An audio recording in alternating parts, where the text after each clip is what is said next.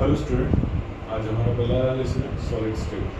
तो सॉलिड अगर बात करते हैं जैसे rocks are solids, metals are solids and many other things are solid. तो अगर हम बात करते हैं कि सॉलिड एक्चुअली सॉलिड क्यों होती है, तो कोई चीज़ सॉलिड या लिक्विड या गैस होने के लिए दो फैक्टर इंपॉर्टेंट होते हैं। एक होता है थर्मल एनर्जी,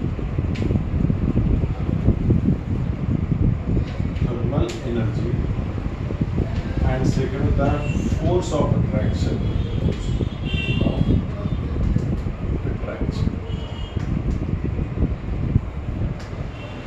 ओके, इन दो चीज़ों पे डिपेंड करता है कोई चीज़ सॉलिड होगी, लिक्विड होगी या गैस होगी।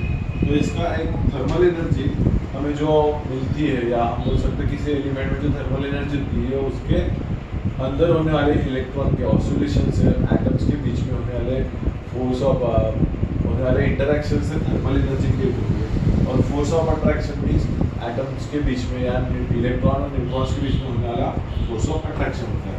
तो अगर हम ये रेशो देखें थर्मल एनर्जी का और force of attraction and force of attraction का, तो if thermal energy is greater than force of attraction, then substance is gas. When thermal energy is equal to force of attraction, then substance become liquid. And thermal energy and force of attraction का अगर relation आता है, if thermal energy is less than force of attraction, then substance is solid. तो हमें solid पे ही बात करना है, हम गैस और लिक्विड को हम बाद में कभी देखेंगे, ठीक है। तो ये समझ में आ गया आपको, थर्मल एनर्जी और फोर्स ऑफ अट्रैक्शन के रिलेशन पे ही हमारा कोई सब्सटेंस लिक्विड हो सकता है, गैस हो सकता है या solid. Thermal energy is greater than force of attraction, then substance become gas. Thermal energy is equal to force of attraction, then substance become liquid. And thermal energy is less than force of attraction, then substance become solid. Okay, चलो सामने बढ़ते हैं। तो solid में अगर हम बात करते हैं तो जनरली सॉलिड्स की प्रॉपर्टीज होती है। सॉलिड की क्या प्रॉपर्टी होती है? तो सॉलिड क्या होता है? Solid having definite volume. It means, इसका मतलब ये होता है, it means it can not be compressible,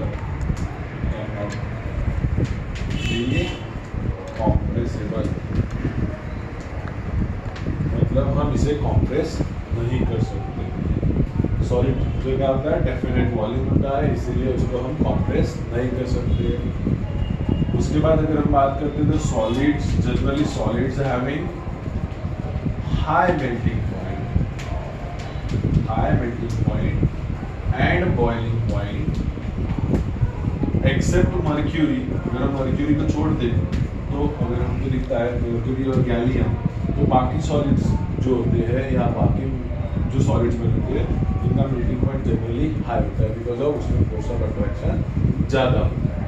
तो अगर हम सामने देखते हैं तो सॉलिड के दो मेन टाइप होते हैं केमिस्ट्री में, जिसे हम बोलते हैं crystalline solid and amorphous solid. अभी यहाँ पे बात आती है क्रिस्टलाइन सॉलिड और अमॉर्फस सॉलिड क्या होता है। तो क्रिस्टलाइन सॉलिड जो होता है, जिसमें अभी यहाँ पे हम एक वर्ड यूज करेंगे पार्टिकल। और ये पार्टिकल, इस वर्ड का यहाँ पे मीनिंग बनता है एटम्स भी हो सकता है, आयंस भी हो सकता है, और या मॉलिक्यूल भी। इस सब चैप्टर के लिए हमारे लिए ये पार्टिकल्स का मतलब एटम है, आयन है या मॉलिक्यूल, ठीक है। तो अगर हम क्रिस्टलाइन सॉलिड की बात करते हैं तो क्रिस्टलाइन सॉलिड में regular arrangement of atom, ion और मॉलिक्यूल, मॉलिक्यूल भी हो सकता है। तो रेगुलर अरेंजमेंट क्या होती है? जिसमें एटम किसी डेफिनेट ऑर्डर में, जैसे ये कोई एटम है या आयन है, इसमें किसी डेफिनेट ऑर्डर में रख रहा हो और ये ऑर्डर पूरा फॉलो होते जाएगा फोर लैटिस में। लैटिस मतलब जो अरेंजमेंट ऑफ एटम्स या आयन होता है उसको हम लैटिस कहते हैं। तो ये पूरे इसमें ये रेगुलर अरेंजमेंट चलेगा। जैसे फॉर एग्जांपल, अगर कोई सॉलिड ए और बी नाम के दो एटम से या आयन से बनी है, जो ए, अगर ये लैटिस ए है तो ये बी, फिर ए, बी। यहाँ पे हमें एक डेफिनेट ऑर्डर मिल रहा है कि दो ए के बीच में एक बी है, या जो सराउंडिंग है इसे बोलते हैं रेगुलर अरेंजमेंट ऑफ एटम। वही अगर हम बात करते हैं इरेगुलर अरेंजमेंट क्या होती है, तो इरेगुलर अरेंजमेंट का मतलब होता है फॉर एग्जांपल ये ए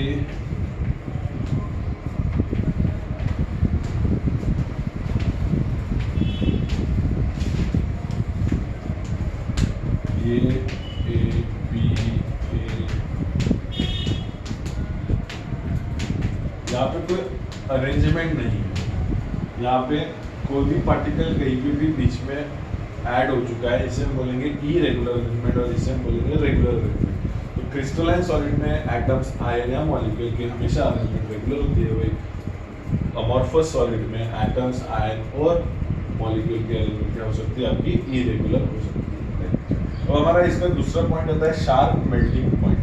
अब शार्प मेल्टिंग पॉइंट क्या होता है कि जैसे फॉर एग्जांपल हम किसी मेटल का मेल्टिंग पॉइंट देखते तो डेफिनेटली जैसे फॉर एग्जांपल मैं अगर मैं लेता हूँ आयरन, तो आयरन का मेल्टिंग पॉइंट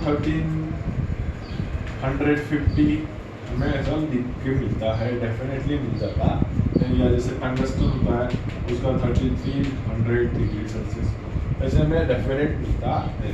तो क्रिस्टलाइन सॉलिड का sharp melting point it means it have definite melting point, मतलब किसी एक पॉइंट पे ये मेल्ट होना चालू करेगा। जैसे फॉर एग्जांपल हम बात करते हैं एक सिंपल एग्जांपल वाटर।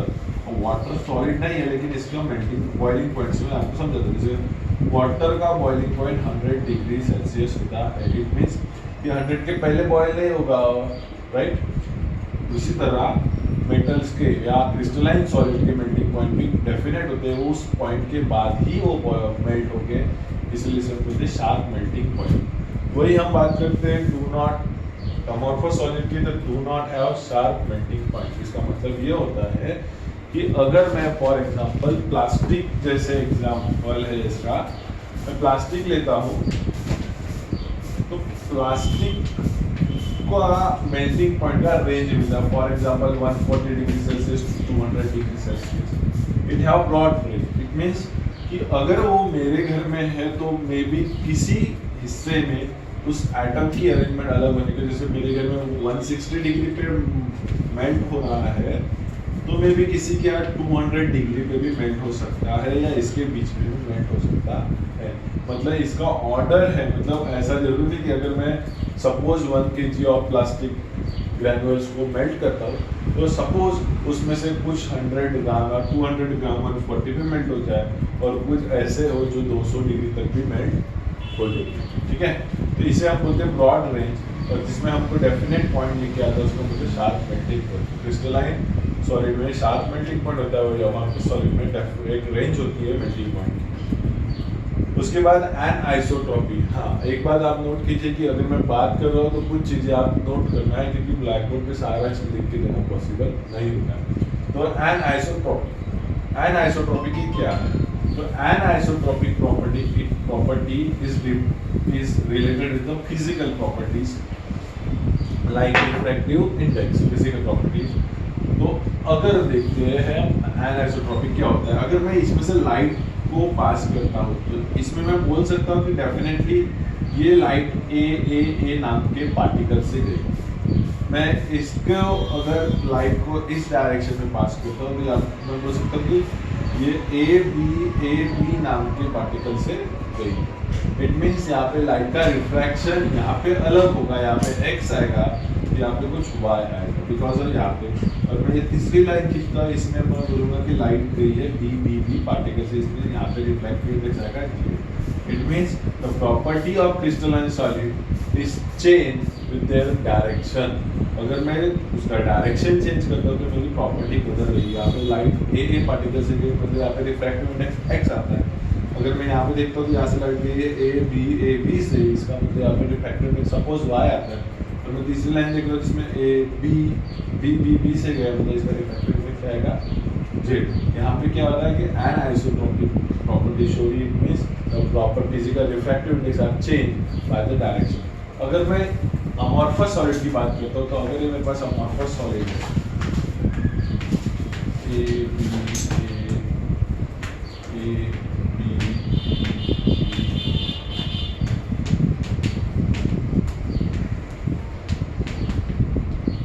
तो अगर मैं यहाँ से लाइट भेजता हूँ तो यहाँ पे ए बी ए मतलब यहाँ पे कहीं ना कहीं बी आ रहा है, मतलब यहाँ पे ए और बी में से लाइट जा रही है, मतलब यहाँ पे अगर मैं एक्स भेज रहा हूँ तो फिर मैं ऐसे लाइट भेजता हूँ, यहाँ पे मेरे को ए बी, मतलब यहाँ पे क्या होता है कि आपको दिखेगा कि लाइट सेम पार्टिकल को कहीं ना कहीं से इंटरैक्ट करेगी और इसकी वजह से उसका रिफ्रैक्टिव इंडेक्स सेम आएगा। इट मींस अमॉर्फस सॉलिड क्या होते हैं, आइसोट्रॉपिक होते हैं। It means same physical property, they show same physical property. अब हम बात करते हैं उसके बाद की प्रॉपर्टी की। क्रिस्टलाइन सॉलिड को हम ट्रू सॉलिड कहते हैं। ट्रू सॉलिड इसलिए बोलते हैं क्योंकि इनका डेफिनेट मेल्टिंग पॉइंट होता है, ओके, और ये आपको इसका डेफिनेट मेल्टिंग पॉइंट होता है। तो हम यहाँ पे बात करते हैं कि हम अमॉर्फस सॉलिड को सूडो सॉलिड बोलते हैं या सुपर कूल्ड लिक्विड। ये सूडो सॉलिड और सुपर कूल्ड लिक्विड, इसका मतलब इसमें एटमॉस्फेयर का इफेक्ट होता है। अगर आप कभी नोटिस करते हो पुरानी प्लास्टिक की बकेट को, तो उसके नीचे का हिस्सा थोड़ा सा मोटा हो जाता है और ऊपर का हिस्सा पतला रह जाता है, पतला होता है। या फिर आप ग्लास, कई सालों साल पुराना ग्लास होगा तो उसका नीचे का हिस्सा मोटा हो जाएगा, कुछ mm में नहीं होगा, माइक्रोन में ही बड़ा होगा, और ऊपर का हिस्सा थोड़ा सा पतला हो जाएगा। इट मीन्स इसके ऊपर ग्रेविटी के इफेक्ट से इसके मॉलिक्यूल नीचे नीचे आते हैं, इसलिए इसको सुपर कूल्ड लिक्विड या फिर सूडो सॉलिड भी कहते हैं। उसके बाद का पॉइंट है when crystalline solid cut by sharp edge tool. अगर मैं किसी क्रिस्टलाइन सॉलिड को शार्प एज टूल से कट करता हूँ, it give regular surface, it give regular surface and sharp edges. इसमें आपको शार्प एजेस भी मिलेगी और रेगुलर सरफेस। वही अगर मैं अमॉर्फस सॉलिड को कट करता हूँ शार्प एज टूल से, तो ये आपको इरेगुलर सरफेस प्रोवाइड करेगा। फॉर एग्जांपल आप चॉक को तोड़िए या कट कीजिए, उसके बाद हमें सरफेस जो होती है वो इरेगुलर मिलती है बिकॉज ऑफ, अगर मैं इसको कट करता हूँ तो यहाँ से अगर कट करता हूँ तो यहाँ पे एटम अब्सेंट हो सकता है या प्रेजेंट भी हो सकता है, एक्स पर प्रेजेंट हो सकता है या अब्सेंस भी हो सकता है। तो इसको यहाँ से कट करता हूँ तो मेरे को एक डेफिनेट सरफेस मिलेगी, यहाँ से कट करता हूँ तो मेरे को डेफिनेट सरफेस मिलेगी ही मिलेगी, लेकिन यहाँ पे वैसा नहीं होता। तो अगर हम बात करते हैं इनके एग्जाम्पल के, तो क्रिस्टलाइन सॉलिड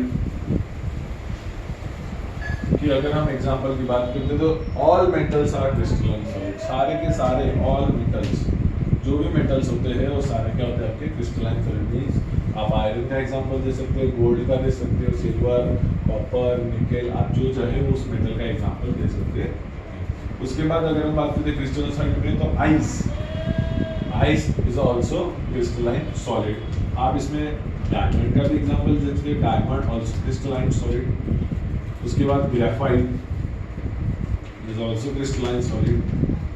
उसके बाद आप जो ड्राई आइस होता है, dry ice it means solid CO। Dry ice मतलब होता है सॉलिड CO2, ये भी आपका क्रिस्टलाइन सॉलिड का एग्जांपल होता है। अगर मैं अमॉर्फस की बात करता हूँ तो all plastic are amorphous solid, all plastics are गए। उसके बाद अगर अमॉर्फस सॉलिड की दूसरी बात करते हैं, chalk also the example of amorphous solid। marble, okay, so they are the amorphous solid। ठीक है, तो आज इतना यहीं पे है, मैं इसे खत्म करता हूँ।